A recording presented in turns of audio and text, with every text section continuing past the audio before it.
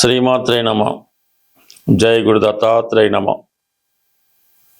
ఈ వీడియోలో మనం మకర రాశి వారికి ఆగస్టు నెల మాస ఫలితాలు తెలుసుకునే ప్రయత్నంలో మకర రాశి వారు నెమ్మదిగా వారి అన్ని సమస్యల నుంచి బయటపడి జీవితం అదృష్టం వైపు ప్రయాణించడం జరుగుతుంది.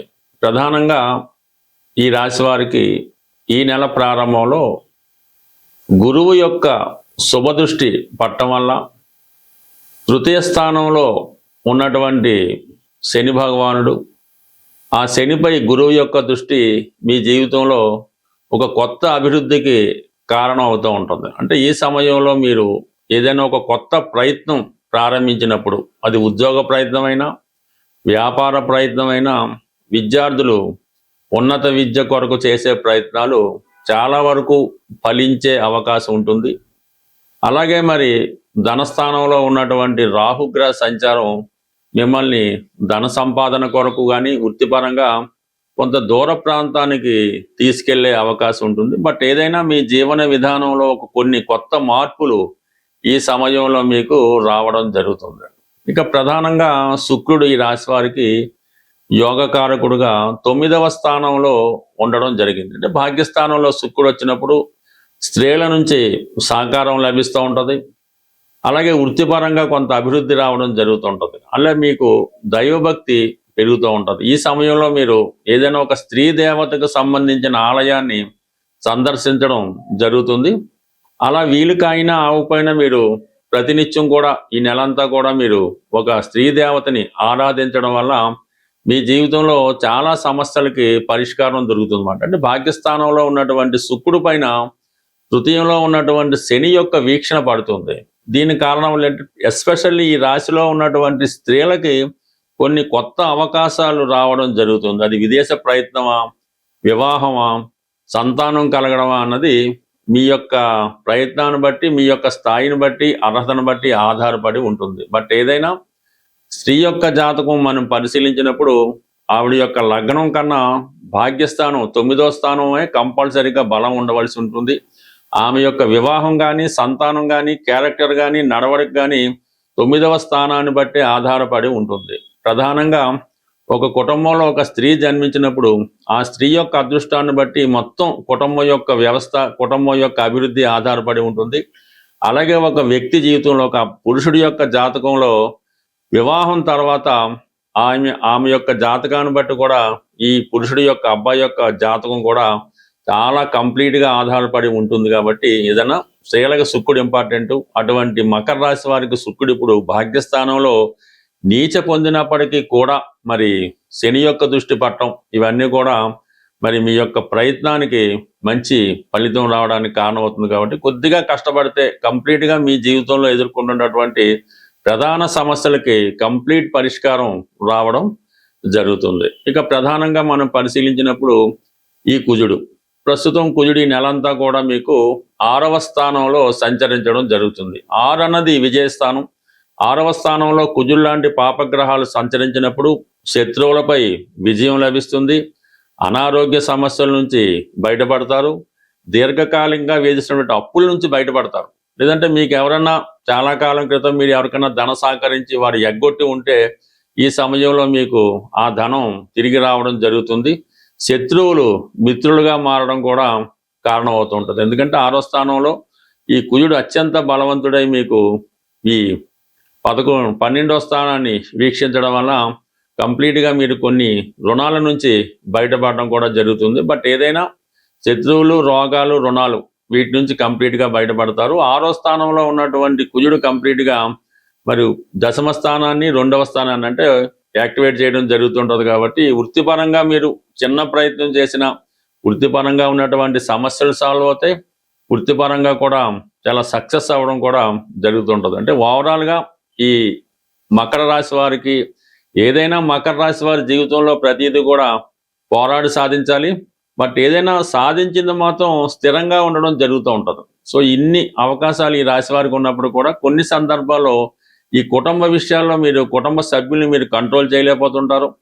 కుటుంబం మీద ఇతరుల పెత్తనం ఏర్పడుతూ ఉంటుంది. మీ కుటుంబ సభ్యులు కూడా ఇతరులకు ఇచ్చిన ప్రాధాన్యత మీకు ఇవ్వకపోవడం వల్ల కొంత అసహనాన్ని ఫీల్ అవుతుంటారు. అంటే మీరు ఎంత కుటుంబానికి చేసి వారి కోసం ఎంత కష్టపడినప్పుడు కూడా వారు మిమ్మల్ని ఏదో విధంగా అంత ఫేవర్గా లేకపోవడం, మీకు సరైన ప్రాధాన్యత ఇవ్వకపోవడం జరిగే సూచనలు కనబడుతుంటాయి. బట్ ఏదైనా మీ పని మీరు చేసుకోవడం మంచిది. ఏదైనా ఈ రాశివారు ఈ నెలంతా కూడా ఆంజనేయ స్వామిని పూజించడం వల్ల, హనుమాన్ చాలీస పారాయణ చేయడం వల్ల, ప్రతి మంగళవారం హనుమాన్ని తమలపాకులతో అర్చన చేయడం వల్ల కంప్లీట్గా మీ యొక్క ఏ విషయమైనా సరే మీ ఆధీనంలోకి రావడం జరుగుతుంది.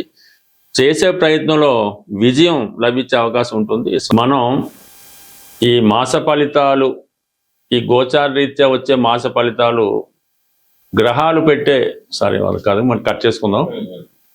ఏదైనా మనకి గోచార రీత్యా వచ్చే సమస్యలు మనం ఈ పరిహారాల ద్వారా కంప్లీట్గా వాటిని పరిష్కరించుకునే మార్గాలు చాలా వరకు మనకి ఋషులు చెప్పడం జరిగింది.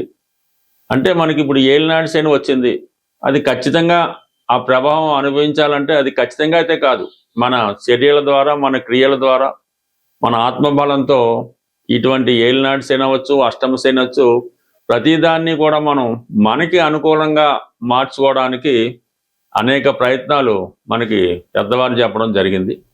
అయితే ప్రస్తుతం మనం ఈ ఆగస్టు నెల మాస ఫలితాల్లో ప్రధానంగా ఈ శుక్రగ్రహం నీచపడి వీక్ అయి ఉండడం వల్ల మరి శుక్రుడి యొక్క ప్రధాన కారణం ఏంటంటే అది ఫైనాన్స్ సంబంధించిన విషయాలు. అంటే ఒక మనిషి జీవితంలో గొప్పగా బతకాలన్నా, మంచి బట్టలు ధరించాలన్నా, మంచి భోజనం తినాలన్నా, మంచి వివాహం ఉండాలన్నా శుక్రగ్రహ అనుగ్రహం తప్పనిసరిగా ఉంటుంది. ఎవరి జన్మ జాతకంలో అయినా సరే శుక్రుడు ఎంత బలంగా ఉంటే వారి జీవితం అంత వైభోగంగా, అంత ఆనందంగా రావడం జరుగుతూ ఉంటుంది.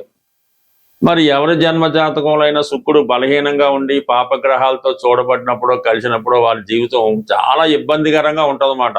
మరి ఒకళ్ళు పెట్టిన భోజనం తినడం, మరి వస్త్రాలు కూడా సరైనవి ధరించలేకపోవడం, సరైనటువంటి పడక నిద్ర లేకపోవడం, ఇవన్నీ కూడా జాతకుడిని చాలా ఇబ్బంది పెడుతుంటాయి. కాబట్టి మరి ప్రస్తుతం ఎవరైనా సరే ఈ ఆగస్టు నెలలో కంపల్సరిగా శుక్రగ్రహ అనుగ్రహం పొందవలసి ఉంటుంది. ఎందుకంటే కంపల్సరిగా శుక్రుడు బలంగా ఉన్నప్పుడు ఫైనాన్స్ రొటేషన్ తగ్గుతూ ఉంటుంది, ఆర్థిక పరమైన ఇబ్బందులు వస్తుంటాయి, స్త్రీలు అనేక రకాల సమస్యలు ఎదుర్కొంటూ ఉంటారు, స్త్రీల వలన మనకి సమస్యలు రావడం జరుగుతుంటుంది. కాబట్టి కంపల్సరిగా ఈ వారం లక్ష్మీ అమ్మవారిని కంప్లీట్గా మీరు పూజించుకోవాల్సి వస్తుంది.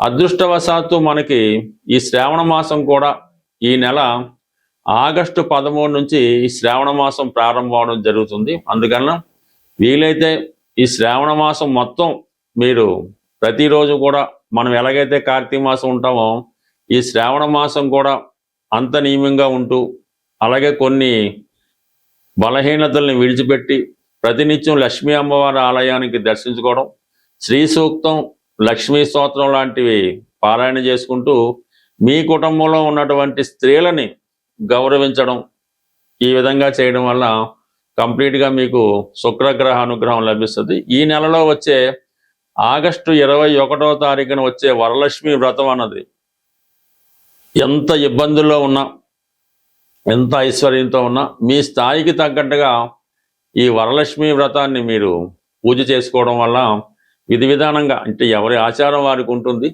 కంప్లీట్గా మీరు ఈ వరలక్ష్మి వ్రతాన్ని ఆచరించడం, ఏదైనా ఒక ప్రముఖ దేవాలయాన్ని దర్శించడం, అలాగే ఆ సమయంలో మీరు కంప్లీట్గా ఆ రోజు నియమంగా ఉంటూ స్త్రీలను గౌరవించడం ద్వారా మీ ఇంట్లో ఉన్నటువంటి స్త్రీలందరికీ కూడా వాళ్ళకి ఇష్టమైనటువంటి వస్త్రాలు అవ్వచ్చు, బంగారు ఆభరణాలు అవ్వచ్చు, ఏదో ఒక బహుమతి మీ కుటుంబంలో స్త్రీలకి ఇవ్వడం వల్ల అది సాక్షాత్తు అమ్మవారికే చెందుతుందన్నమాట. అటువంటి ప్రయత్నం మీరు చేయండి. ఉన్నంతలో ఉన్నంత చేసుకోవడం వల్ల కంప్లీట్గా మీకు ఈ లక్ష్మీదేవి అనుగ్రహం ఈ ఆగస్టు నెల, అలాగే ఆగస్టు 13 నుంచి ప్రారంభమయ్యే శ్రావణ మాసం, వరలక్ష్మి వ్రతం, ఇవన్నీ కూడా మీకు అనుకూలంగా మారడం జరుగుతుంది. అది ఏదైనా కొత్తగా వ్యాపారం పెడదాం అనుకున్న వాళ్ళు ఆగస్టు 11 తర్వాత, అంటే గురుమౌఢ్యం పోతుంది, గురువు మళ్ళా ఫామ్లోకి రావడం జరుగుతుంది. కాబట్టి ఆగస్టు 11 తర్వాత ధనానికి సంబంధించినటువంటి వ్యవహారాలు ఏవైనా ఆగస్టు 11 తర్వాత ప్రారంభించుకుంటే దాని తర్వాత మీకు ఆర్థిక పరంగా అనుకూలంగా ఉంటుంది. ఈ గురుమౌఢ్యంలో ఏదన్నా కొత్త వ్యాపారం పెట్టినా, వివాహం చేసుకున్న, శుభకార్యాలు చేసినా అవి అప్పటికే కాకుండా జీవితాంతం దాని ప్రభావం మన మీద ఉంటుంది. కాబట్టి మీరు ఏదైనా శుభకార్యాలు, వ్యాపారాలు ఆగస్టు 11 తర్వాత ప్రారంభించుకుంటే శుభంగా ఉంటుంది. స్వస్తి.